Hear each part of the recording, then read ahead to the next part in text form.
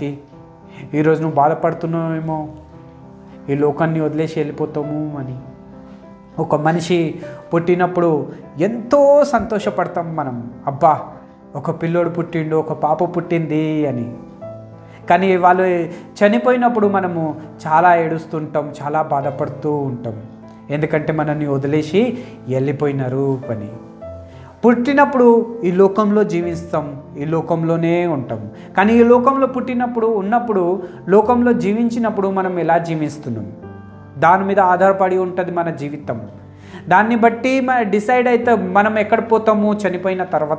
చనిపోయిన తర్వాత కూడా ఇంకొక లోకం కూడా ఉంది మనకు పోవడానికి. మనం అనుకుంటాం అన్నీ ఇక్కడే ఉన్నాయి అని.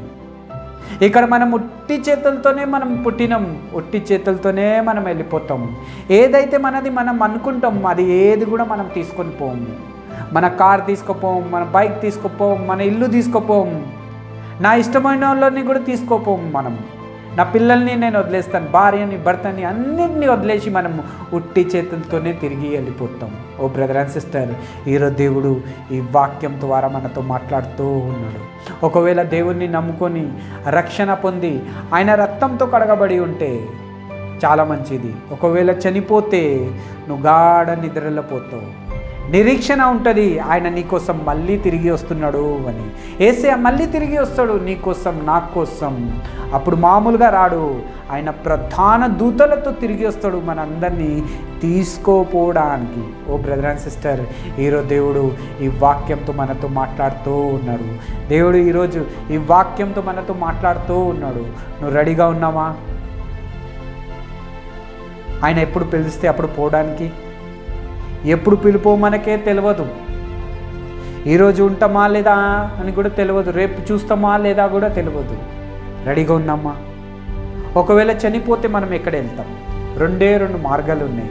ఒకటి పరలోకం, మళ్ళీ ఒకటి పాతాళం. ఈ పాతాళంలో పోతే మనం ఎలా ఉంటుంది అంటే పురుగు చావదు, అగ్ని ఆరదు, మండుతూనే ఉండాలా, కేకలు మండుతూనే ఉండాలా, అయ్యో నొప్పి బాధ అని ఏడుస్తూనే ఉండాలా. ఒకవేళ దేవుని నమ్మకుండా మనం చనిపోతే మనం అక్కడికే వెళ్ళిపోతాం, బాధపడుతూ ఉంటాం, ఏడుస్తూ ఉంటాం, అయ్యో ఒక ఛాన్సీ అని అడుగుతాం, కానీ అక్కడి నుంచి మళ్ళీ తిరిగి రాలేము. అన్నీ ఈ లోకంలో ఉన్నప్పుడే సరిచేసుకోవాలా. దేవుడు ఈ వాక్యం ద్వారా మనకు అవకాశం ఇస్తున్నాడు. నేను కూడా ఒకరోజు ఈ లోకంని వదిలేసి వెళ్ళిపోతాం. కానీ ఎక్కడ వెళ్తాం?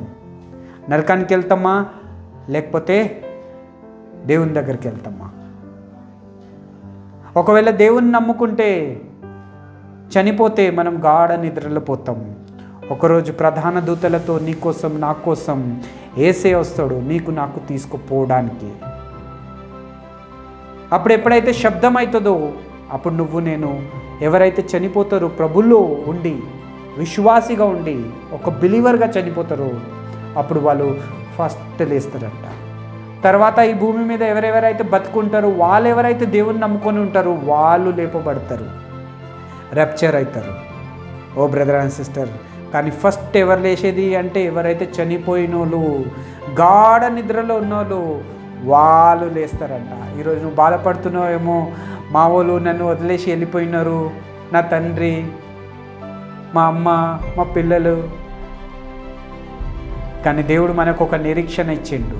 యేసయ్య ఈ లోకానికి ఎందుకు వచ్చిండు? యేసయ్య ఈ లోకానికి వచ్చి ఎందుకు ప్రాణాన్ని ఇచ్చిండు, ఎందుకు రక్తాన్ని కార్చిండంటే నీకు నాకు నిత్య జీవితానికి వారసుడు చేయడానికి. ఒకవేళ దేవుని నమ్ముకుంటే ఆయన రక్తంతో కడగబడితే మనం చనిపోం, మనం నిత్య జీవితానికి వారసుడైపోతాం. మనకు సమాధి చేయబడతాం, కానీ గాఢ నిద్రలో మనం ఉంటాం. తర్వాత ఒకరోజు ఆయన దూతలు, ప్రధాన దూతలతో వచ్చినప్పుడు మనం కూడా తిరిగి లేస్తాం. ఒకవేళ దేవుని నమ్ముకోకపోతే, ఆయన రక్తంతో కడగకపోతే మనం నరకంలో మన ఆత్మ యుగ యుగం వరకు కాలుతూ ఉంటుంది. ఒకవేళ ప్రభులో ఉండి మనం చనిపోతే మనం గాఢ నిద్రలు ఉంటాం, నిత్య జీవితానికి వారసుడైతాం. ఆయన తిరిగి వచ్చినప్పుడు మళ్ళీ మనం లేస్తాం.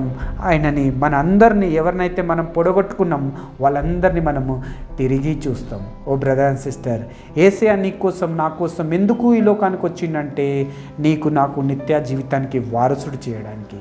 యేసు ప్రభు రక్తము ప్రతి పాపంని కడిగి శుద్ధిని చేస్తుంది. యేసయ్య దగ్గర పాపాలు ఒప్పుకుంటే ఆయన క్షమించడానికి కూడా రెడీగా అవుతాడు. జస్ట్ ఒక్క ప్రార్థన, ప్రభువా నన్ను క్షమించు అని అంటే చాలు, యేసయ్య క్షమించడానికి రెడీగా ఉన్నాడు. నువ్వు క్షమాపణ పొందడానికి రెడీగా ఉన్నావా? దేవుడు ఈరోజు ఈ వాక్యం ద్వారా మనతో మాట్లాడుతూ ఉన్నాడు. God bless you.